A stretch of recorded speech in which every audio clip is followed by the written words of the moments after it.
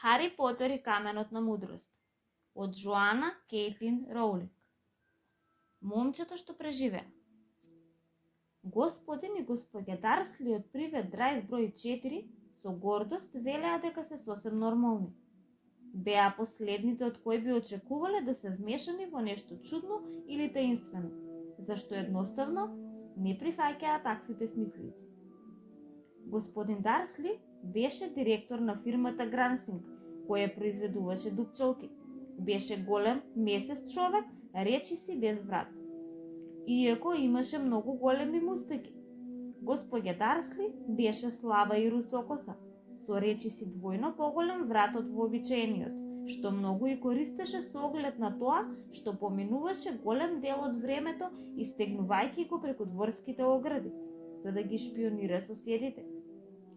Дарслиеви имаа мал син по име Дадли и според нив подобро момче од него не постоеше.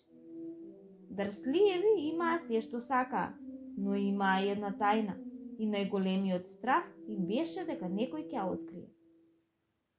Немаше да може да поднесат некој да дознае за Потерови. Господја Потер и беше сестра на господја Дарсли, но се немаа сретнато неколку години. Всушност, господја Дарсли се преправаше дека нема сестра, зашто сестрата и нејзиниот бескорисен сопруг не можеа да бидат поспротивни од Дарслиеви. Знаеа и дека Потерови имаа и мал син, но никогаш го немаа видено. Момчето беше уште една добра причина да се држат од Потерови настрана.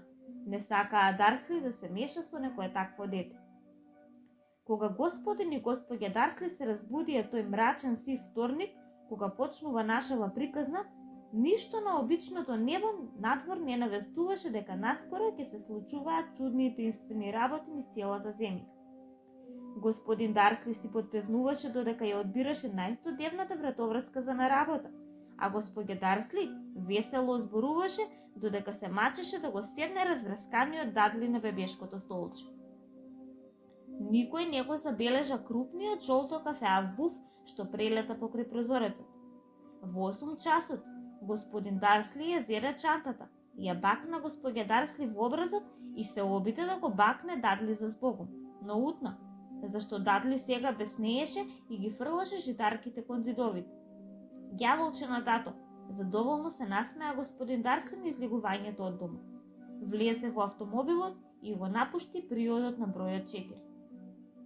Наоколу од улицата првпат забележа нешто необично. Мачка што чита мап. За момент господин Дарсли не свати што видел. Потоа ја сврте главата за да погледне пак.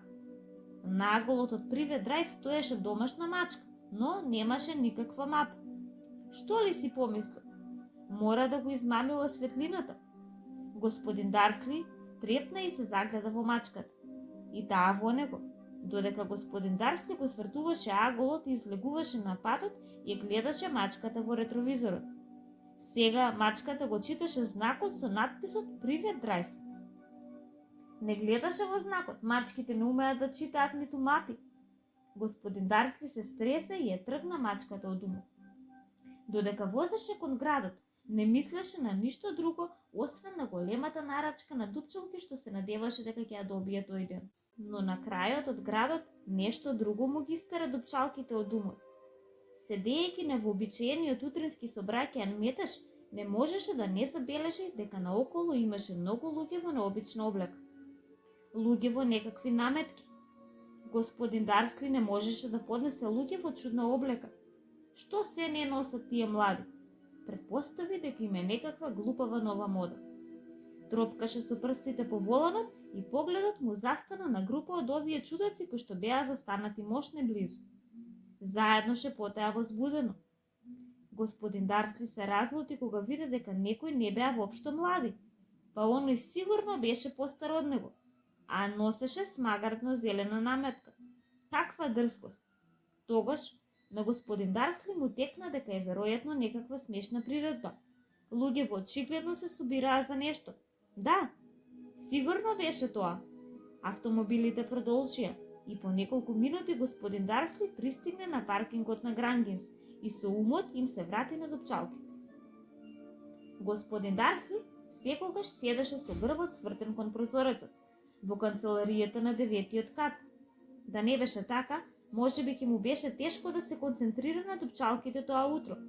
Тој не ги виде бувовите што прелетуваа на дневна светлина. Иако луѓето долу на улицата ги видоа, покажуваа и изјапаа со отворени усти додека бувовите брзаа одозгора. Повеќето немаа видено був дури ни ноќе. Меѓутоа, господин Дарсли имаше сосема нормално безбувно утро. Им се развика на 5 различни луѓе, направи неколку важни телефонски повици, па викаше уште малку. Беше многу добро расположен се до ручекот, кога доби идеја да ги протегне носите и да го премине патот да си купи земјичко од пекарот спротива. Сосем заборави на луѓето во наметки, додека не одмина една група веднаш покрај пекарницата. При тоа им упати луд поглед, не знаеше зошто многу вознемируваа. И овие возбудено шепотеа, а не виде ниту една конзерва за собирање пари. На враќање покрај нив, држејќи голема кровна во кесата, улови неколку зборови. Потерови, така е, така слушна. Да, синот Хари. Господин Дарсли се смрзна. Го преплави страв. Пак погледна во шепкачите како да сакаше да им каже нешто, но се премисли. Јурна назад преку патот, побрза кон канцеларијата и одсече на секретарката да не го вознемирува. Го грабна телефонот и речиси го сврте домашниот број, па повторно се премисли. Ја спушти слушалката и си го побали мустаките, размислувајќи, не, ова беше глупаво од него. Потер не беше толку невообичаено име, беше сигурен дека многумина со името Потер имаа син по име Хари. Кога размисли подобро, не беше ни сигурен дека внук му се вика Хари. Никогаш го немаше видено момчето, можеби беше Харви или Харолд. Немаше зошто да ја загрижува господја Дарсли. Таа секогаш многу се вознемируваше кога ќе се споменаше сестра ѝ. Не можеше ни да ја обвини, тој да имаше таква сестра. А сепак, оние луѓе со наметки. Му беше многу потешко да се концентрира на дупчалките тоа попладне. И кога ја напушти зградата во 5 часот, се уште беше толку загрижен, што се судри со некого пред самата врата. Извинете, промрмори тој, а ситниот старец се сопна и за малку не падна. Поминаа неколку секунди пред господин Дарсли да свати дека старецот носеше виолетова наметка. Воопшто не изгледаше вознемирен, што за малку ќе беше турнат на земја. Напротив, на лицето му се рашири широка насмевка и со пискав глас кој ги натера минувачите да зјапаат речи. Не извинувајте се, драг господине, зашто ништо не може да ме вознемири денеска. Радувајте се, зашто знаеш кој конечно го нема. Дури има голите како вас треба да го слават овој среќен пресреќен ден. И старецот го прегрна господин Дарсли околу половината и замет. Господин Дарсли остана вкоченет. Го прегрна целосен стравец. Помисли дека го нарекоа магол, што и да беше тоа. Беше збркан. Побрза кон автомобилот и се упати дома, со надеж дека се си замислуваш. На што никогаш порано не се надевал, зашто не ја одобруваше имагинацијата. Привлегувањето на приодот на бројот 4, првото нешто што го виде, а што сигурно не го расположи, беше домашната мачка што ја забележа тоа утро. Сега седеше на дзидот од градината, беше сигурен дека е истата. Ги имаше истите белези околу очите. Иш, гласно рече господин Дарсли. Мачката не се помрдна. Само му упати строг поглед. Господин Дарсли се праша дали е ова нормално однесување за една мачка. Во обид да се прибере, влезе во куќата. Се уште беше решен да не испоменува ништо на жена си. Господин Дарсли имаше убав нормален ден. За време на вечерата му раскажа се за проблемите на господјата прва соседка со керката и затоа како Дадли научив нов збор нема. Господин Дарсли се обиде да се однесува нормално. Кога го легнаа Дадли, отиде во дневната сома за да ги фати последниот извештај на вечерните вести. И за крај, наблюдувачите на птици насекаде пријавија дека бувовите во земјата се однесуваат многу необично денеска. Иако бувовите обично ловат ноќе и речиси никогаш не се појавуваат дење, забележале стотици вакви птици како летаат во сите правци уште од изгресоци. Експертите не можат да објаснат зошто бувовите наеднаш го смени распоредот на спиење. Спикерот си дозволи да се насмевне. Навистина мистериозно. А сега одиме на Джим Мегафин со времето. Ке врнат ли уште бувови вечерва, Джим? Па тет, рече прогнозира, тоа не знам. Но не се однесуваат само бувовите чудно денеска. Гледачите од многу оддалечени места како Кент, Јоркшир и Данди се јавуваат да ми кажат дека вечерва, наместо дождот што го видев, истурале звезди паѓалки. Може би луѓето подранија со празнувањето на ноќите на огновите. Дури идната недела е народе, но можам да ветам влажна ноќ вечерва. Господин Дарсли седеше скаменет на столот. Звезди паѓалки над Британија, бувови летаат ноќе, мистериозни луѓе во наметки насекаде и шепотење за потерови. Господин Дарсли влезе во дневната соба со 2 шолји чај. Вака не оди, ке мора да ѝ каже нешто. Нервозно се накашла. Петунија, драга, да не си се слушнала со сестра ти во последно време. Како што очекуваше, госпоѓа Дарсли изгледаше шокирана и лута. Сепак, обично се преправа дека таа нема сестра. Не, рече остро. Зошто? Чудни работи на вестите, промрмори господин Дарсли. Бувовите звезди паѓалки, имаше многу луѓе што изгледаат чудно низ градот денеска. Па, одсече господја Дарсли. Па само си помислив, може би, дека има некаква врска со... Знаеш, оние нејзините. Господја Дарсли сркаше чај низ напрчените усти. Господин Дарсли се прашуваше дали ќе се осмели да ја каже дека го слушнало името Потер. Реши, но не се осмели. Наместо тоа, најопуштено што може рече. Синот, сега би бил приближно колку Дадли, така? Предпоставувам, вкочането рече господја Дарсли. Како се викаше Хауард? Хари. Гнасно, обично име, ако ме прашуваш мене. Аха, да, рече господин Дарсли и ужасно се разочара. Да, сосем се согласувам. Не напомина веќе ништо на таа тема, додека се качуваа за да си легнат. Додека господја Дарсли беше во бањата, господин Дарсли отиде кришом до прозорецот и цирна долно код предната градина. Мачката се уште беше таму. Ја наблюдуваше улицата Привет Драйв како да чекаше нешто. Дали се замислуваше? Можеше ли сето ова да има врска со Потерови? А ако имаше, ако се разчуеше дека се роднини со двајцата, немаше да го поднесе тоа. Дрслиеви си легна. Господја Дарсли бргу заспа, но господин Дарсли лежеше буден и си го превртуваше сето ова во главата. Неговата последна утешна мисла пред да заспие беше дека, дури и да беа вмешани Потерови, немаше причина да им се доближуваат нему и на господја Дарсли. Потерови многу добро знаеа што тој и Петунија мислат на нив и на нивниот вид. Не можеше да види како тој и Петунија би можеле да се вмешани во нешто што се случуваше. Тој се прозевна и се сврта. Сето ова немаше врска со нив. Колку само грешеше. Господин Дарсли можеби паѓаше во немирен сон, но мачката надвор на ѕидот не одаваше знаци на поспаност. Седеше мирна како статуа, со очите фиксирани без да трепне на крајниот агол од Привет Драйв. Не ни мрдна кога вратата од автомобилот удри на соседната улица, ниту кога двата бува прелетаа од озгора. Всушност, беше речиси полноќ, пред мачката воопшто да мрдне. Еден човек се појави на аголот што го наблюдуваше мачката. Се појави толку ненадејно и тивко што би помислиле дека само што изникнал од земја. На мачката опашот и мрдна, и очите ѝ се стеснија. Никогаш ваков човек не беше виден на улицата. Беше висок, слаб и многу стар, судејќи по сребрената коса и брада, и двете доволно долги за да ги пикне во појасот. Носеше долги алишта, виолетова наметка што се влечеше по земјата и чизми со раменичиња и високи подпетици. Сините очи му беа светли, сјајни и блескави зад очилата во форма на полумесечинки. Носот многу долг и закривен, како да бил кршен најмалку 2 пати. Човекот се викаше Албус Дамблдор. На Албус Дамблдор како да не му беше јасно дека само што стигнал на улицата, каде што се од неговото име, па се до чизмите беше недобро дојдено. Пребаруваше по наметката, бараше нешто. но како да свати дека го наблюдуваат зашто одеднаш погледна кон мачката која и натаму зјапаше во него, од другиот крај на улицата.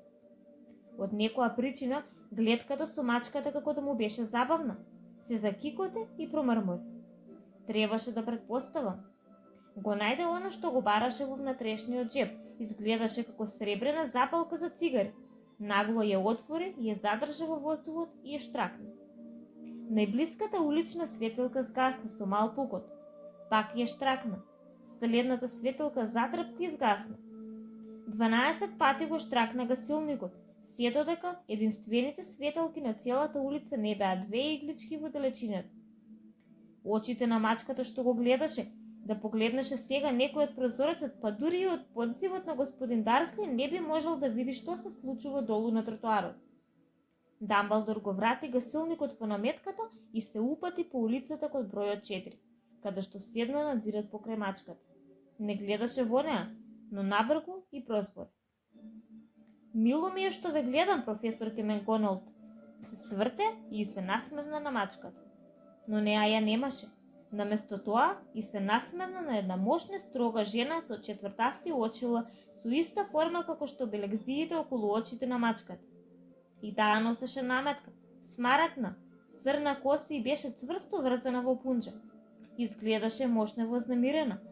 Како знаете дека сум јас? Праша. Драга професорке, никогаш не сум видел мачка да седи толку здрвено. И вие би биле здрвен да седите на дзидот тули цел ден, рече професорката Макгоналд. Цел ден? А можевте да прославувате? Сигурно помина дузина госби и забави по патот до тука. Професорката Макгоналд шмркна луто. А да, па сега сите слават, нетрпеливо рече. Човек би помислил дека малку повеќе ќе внимаваат, но не, дури и маголите забележаа дека нешто се случува. Видов на нивните вести. Ја зафрли главата настрана кон темниот прозорец од дневните на Дрслиеви. Ги слушнав, јата бубови, звезди паѓалки, па не се сосема глупави, мораше да забележат нешто. Звездите паѓалки во Кент, тоа мора да бил Дедалус Дигл, никогаш не бил разумен. Не можеме да ги обвиниме, спокојно рече Дамблдор. Немавме со што да славиме 11 години. Знам, нервозно рече професорката Макгоналд. Но тоа не е причина да го губиме разумот. Крајно се невнимателни, шетаат по улица среде белден, дури не носат ни маголска алишта. Озборуваат. Тогаш упати остар поглед настрана кон Дамблдор, како со надеж дека ќе каже нешто, но тој не кажа ништо, па таа продолжи. Би било убаво ако истиот ден, кога се чини дека знаеш кој најпосле ичезна, маголите да дознаат за нас. Мислиш ли дека тој навистина ичезнал, Дамблдор? Така се чини, рече Дамблдор. Треба да сме благодарни за многу работи. Би сакала ли шербет лимон? Што? Шербет лимон, едни маголски сладки што се ми се допаѓаат. Не благодарам. Студено рече професорката Макгоналд, како да не мислеше дека ова е баш момент за шербет лимони. Како што реков, дури ако го нема знаеш кој. Драга моја професорка, сигурно една разумна личност како вас може да го именува. Сите овие безмислици знаеш кој, 11 години се обидувам да ги убедам луѓето да го викаат по вистинското име. Волдеморт. Професорката Макгоналд се сепна, но Дамблдор кој раздвојуваше два шербет лимона како да не забележа. Толкова забуна се состава ако постојано велиме знаеш кој. Не гледам ниту една причина да се плашиме да го кажувам името на Волдеморт. Знам дека вие не гледате, рече професорката Макгоналд, звучејќи потле разлутена, полувосхитена. Но вие сте поинаков. Сите знаат дека вие сте единствениот од кого знаеш кој, добро Волдеморт, се плашеше. Ми ласкате? Мирно рече Дамблдор. Волдеморт имаше моќи што јас никогаш нема да ги имам. Само зашто сте премногу, па благороден за да ги користите. Среќе што е темно. Олку не сум подцрвенел откако мадам Помфри ми рече дека ќе се допаѓаат моите нови грејачи за уши. Професорката Макгоналд остро погледна Дамблдор и рече: Бувовите не се ништо во споредба со гласината што се шири наоколу. Знаете што велат сите? Затоа зошто ичезнал, што го запрело на крајот. Се чинеше дека професорката Макгоналд стигна до она што најмногу сакаше да го дискутира. вистинската причина поради која цел ден чекаше на леден зид. Никако мачка, никако жена немаше вперен толку продорен поглед во Дамблдор како сега. Беше јасно дека не сака да проверува во гласиштата, што се додека Дамблдор не ги потврдеше. Но Дамблдор избираше нов шербет лимон и не одговори. Она што го велат, продолжи таата писка, е дека сношти Волдеморт се појавил во Годриковата долина. Бил да ги најде Потерови. Се зборува дека Лили и Джеймс Потер се мртви. Дамблдор ја наведна главата. Професорката Макгонал подзина. Лили и Джеймс, не ми се верува. Не сакав да верувам. Ох, Албус. Дамблдор посегна и ја погали по рамото. Знам, тешко рече. Гласот на професорката Макгонал се трепери кога продолжи. Тоа не е се. Велат дека се обидел да им го убие и синот Хари, но не можел. Не можел да го убие малото момче. Никој не знае зошто или како, но велат дека не можел да го убие Хари Потер. Моќта на Волдеморт некако пукнала и затоа го нема. Дамблдор кимна тажно. Вистина ли е? Пропелтачи професорката Макгонал. По се што стори, сите луѓе што ги уби, не можел да убие мало момче. Неверојатно. Од се што би можело да го спречи. Но како е воопшто можно Хари да преживеал? Можеме само да погодуваме, рече Дамблдор. Може би никогаш нема да дознаеме. Професорката Макгонал извади шамиче од тантала и лесно ги допре очите под очилото. Дамблдор силно шмркна, па извади златен часовник и од него испита. Беше многу чуден часовник. Имаше 12 стрелки, но немаше бројки. Наместо тоа, мали планети се движеа покрај работ. Сигурно имаа смисла за Дамблдор, зашто го врати во джебот и рече: Хагрид доцни. Инаку предпоставувам, тој ти кажал дека ќе бидам овде. Да, рече професорката Макгонал. И веројатно нема да му кажете зошто сте токму тука, од сите други места. Дојдов да го однесам Хари кај тетка му и тетин му. Тие се единственото семејство што му остана. Не мислиш, сигурно не мислиш на луѓето што живеат овде? Извика професорката Макгонал. Скокна на нози и покажа кон бројот 4. Дамблдор, не смееш. Ги наблюдувам цел ден. Не постоje други 20 што се поразлични од нас. И го имаат оној син. Го видов како ја клоца мајка си по целата улица. Врескаше да добие сладки. Хари Потер да дојде и да живее овде. Ова е најдоброто место за него, решителен беше Дамблдор. Тетка му и тетин му ќе може да му ги објаснат сите работи кога ќе порасне. Им напишав писмо. Писмо! Тивко проговори професорката Макгонал и пак седна над зидот. Навистина, Дамблдор, мислите ли дека сето ова може да се објасни во писмо? Луѓето никогаш нема да го разберат. Ќе биде славен, легенда. Не би се изненадила ако дедов го знаат како ден на Хари Потер во иднина. Ќе се прашуваат сите за Хари, ќе пишуваат книги за Хари. Секое дете во нашиот свет ќе му го знае името. Токму така, рече Дамблдор, гледајќи многу сериозно преку очилата во форма на полумесечинки. Доволно за секое дете да го крене носот.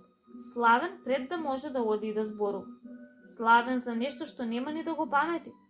Не гледате ли колку ќе му биде подобро да порасне настрана од сето тоа, додека е подготвен да го разбере? Професорката Макгонал ти отвори устето, се премисли, подголтна и рече: Да, имате право, се разбира. Но како ќе стигне момчето овде, Дамблдор? Одеднаш му ја загледа на метката како да мислеше дека може би го крие Хари под неа. Хагрид го носи. Мислите ли дека е паметно на Хагрид да му се довери нешто толку важно? Би му го доверил собствениот живот на Хагрид, рече Дамблдор.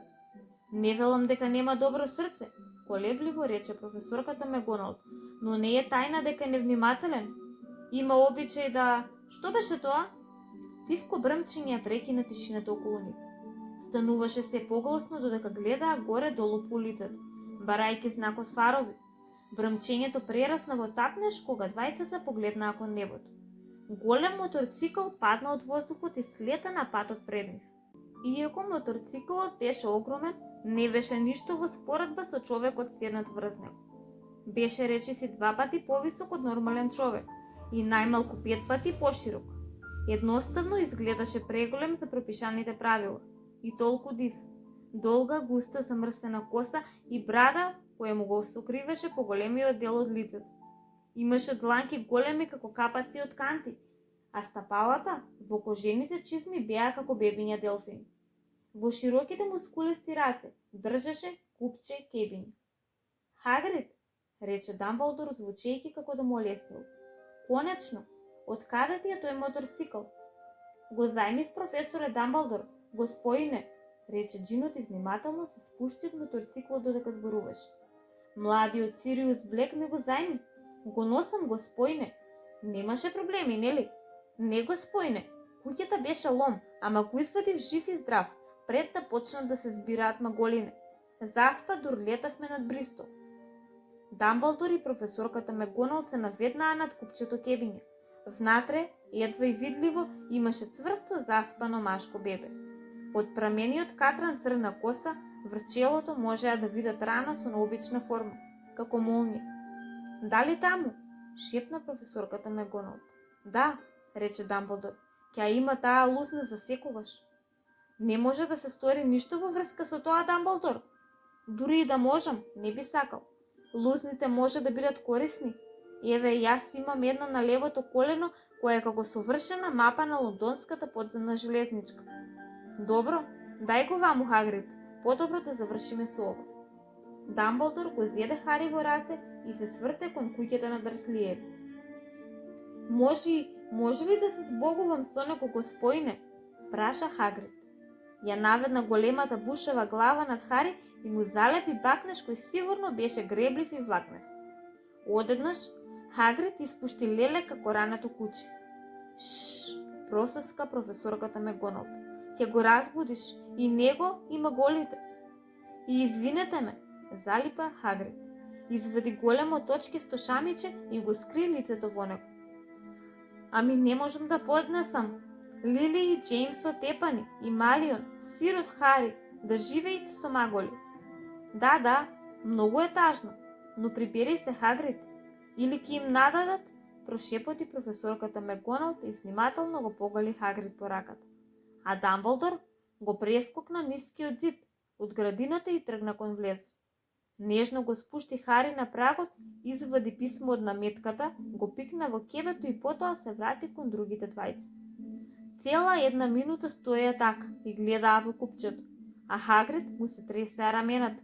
Професорката Мегоналд трепкаше бесно, а блесокот што обичаено сјаеше во очите на Дамблдор како да згасне. Значи, најпосле рече Дамблдор, тоа е тоа. Немаме зошто да остануваме тука. Можеме да одиме да се придружиме на славењето. Да, рече Хагрид со многу придушен глас. Поарно да го однесам овој моторов. Лека ноќ, професорке Мегоналд. Професоре Дамблдор, господине.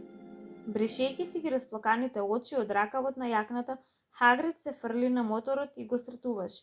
Се крена со грмеш во воздухот и замина во ноќта. Ке ве видам набргу, се надевам, професорке Мегоналд, рече Дамблдор и кимна со главата. Професорката Мегоналд во одговор само го издува носот. Дамблдор се сврте и тргна назад по улицата. Наголот запре и го извади сребрениот гасилник. Го штракна еднаш и 12 светлосни топки бргу се вратија во уличните светилки, со што Привет Драйв одеднаш доби портокалов сјај. И тоа можеше да се распознае домашна мачка како кришум го заобиколи аголот на другиот крај од улицата. Можеше само да го види купчето кебење на прагот од бројот 4. Со среќа, Хари, промрмори тој. Се сврте на петиците и со замав на наметката го снема. Внатре ги разбранува уредните живи огради на улицата Привет Драйв, која лежеше тивка и чиста под мастилавото небо. Најпоследното место, каде што би очекувале да се случат неверојатни работи. Хари Потер се заврти во кебињата без да се разбуди. Едното раче го покри писмото до него и тој продолжи да спие, без да знае дека е посебен. Без да знае дека за неколку часови ќе го разбуди вресокот на господје Дарсли, при отварањето на вратата да ги изнесе шишињата за млеко, ниту дека следните неколку недели братучет му Дадли ќе го боде и штипе. Не можеше да знае дека токму во овој момент луѓето се состануваат тајно низ целата земја И креваа чаши и шепотеа: за Хари Потер, момчето што преживеа.